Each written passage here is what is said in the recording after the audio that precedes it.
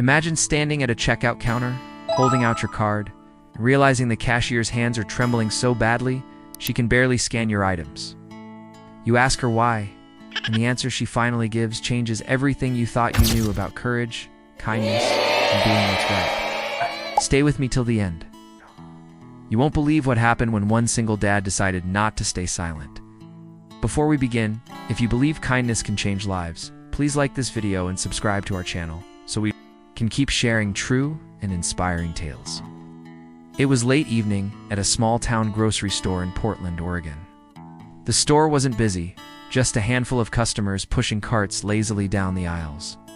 Daniel Carter, a 36-year-old single dad, was in line with a few groceries. His 7-year-old daughter Emily was beside him holding a box of cereal like it was the most precious thing in the world. When they reached the counter, Daniel noticed the cashier. She looked about 23, maybe 24, was struggling to scan the items. Her name tag read, Sophie. But what caught his attention wasn't her name. It was her hands. They were shaking. Not the kind of shaking you get from being cold, but the kind that comes from nerves, fear, or something much deeper. Daniel placed the milk on the counter and watched her fumble with the scanner. "Hey, are you okay?" he asked gently. She gave a small smile, the kind that says, "I don't want to talk about it," and mumbled, "Yeah, I'm fine. Just a bit tired." But Daniel wasn't convinced. He had been through too much in life to ignore signs of someone hurting. As a firefighter for nearly 10 years before he had to leave the job to take care of Emily alone, he had seen fear in people's eyes. He recognized it now. He watched her try to punch in the serial code, her fingers trembling so badly she had to backspace twice. "Are you sure?" he pressed softly, "because it looks like something's wrong." Sophie's eyes darted briefly toward the manager's office, a glass room on the far side of the store, and then quickly away. She shook her head. "It's nothing, just a long day." Emily, in her childlike honesty, tilted her head. "Are you cold? Daddy can get you his jacket?" Sophie gave a small chuckle that didn't reach her eyes. "No, sweetie, it's very kind, but I'm fine." Daniel's gut told him she was hiding something. He wanted to push further, but he also didn't want to embarrass her in front of other customers. So he paid, thanked her, and started to walk away. Yet something in him wouldn't let it go. Halfway to the exit, he turned around and saw Sophie lean against the counter for just a moment, as if trying to steady herself. Then the store manager, a stocky man in his 40s with a permanent scowl, stepped out of his office and barked something at her in a low but sharp tone. Ow. She stiffened instantly. Ow. That was the moment Daniel knew this wasn't about tiredness. He went back to the counter, waiting, until the other customer had left. "Listen," he said quietly, leaning in just enough so Emily wouldn't overhear. "I've noticed you keep looking toward your manager's office. If there's something wrong, you can tell me." Sophie's lips parted, then closed again. "I really shouldn't," she whispered. It's nothing I can talk about." Daniel lowered his voice further. "I'm a dad. I've seen enough to know when someone's in trouble. Not going to walk away without making sure you're okay." For a moment, she looked like she might cry.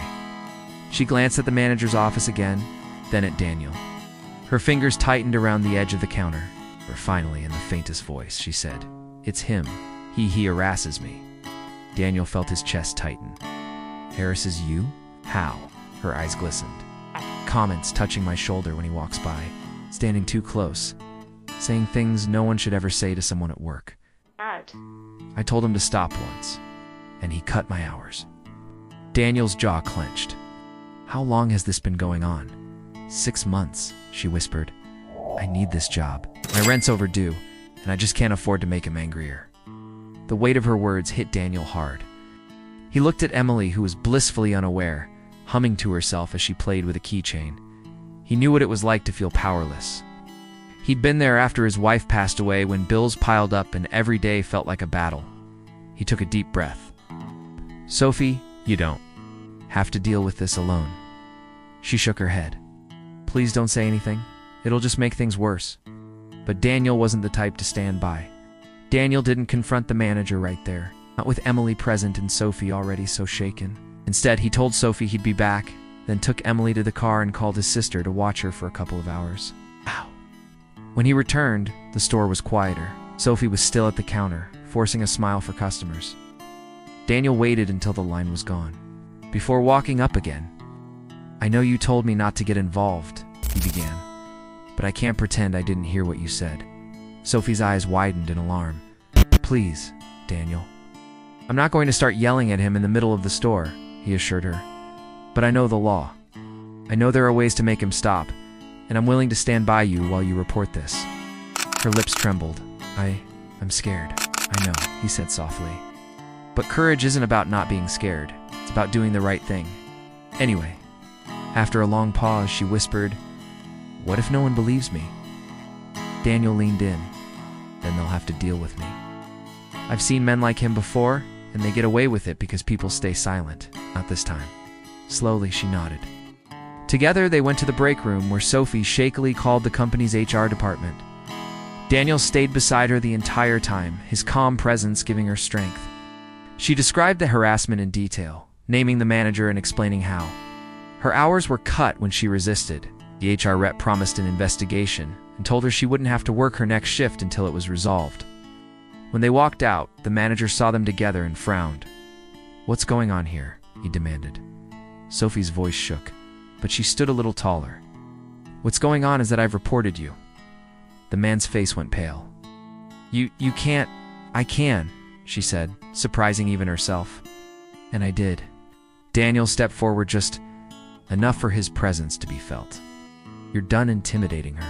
If I hear you so much as look at her the wrong way again, you'll have more than HR to answer to." And manager sputtered but didn't reply. As they left, Sophie exhaled shakily. I can't believe I did that." "You did?" Daniel said with a small smile. "And you're stronger than you think." She looked at him with gratitude in her eyes. "Thank you for not walking away," he shrugged. Sometimes the smallest act of kindness can change someone's whole world. Later, that week, Sophie called Daniel to say the company had suspended the manager, pending a full investigation, and HR had offered her extra hours at a different location. Daniel smiled when he hung up. Emily, overhearing part of the call, asked, "Daddy, is she okay now?" "Yes, sweetheart," he said, pulling her close, "because sometimes you just have to stand up for someone even if you don't know them well. If this story touched your heart, remember kindness is more powerful than we think. Even a simple question like, 'Are you okay?' can change someone's life." Please like this video and subscribe to our channel so we can keep sharing these powerful moments of compassion with the world.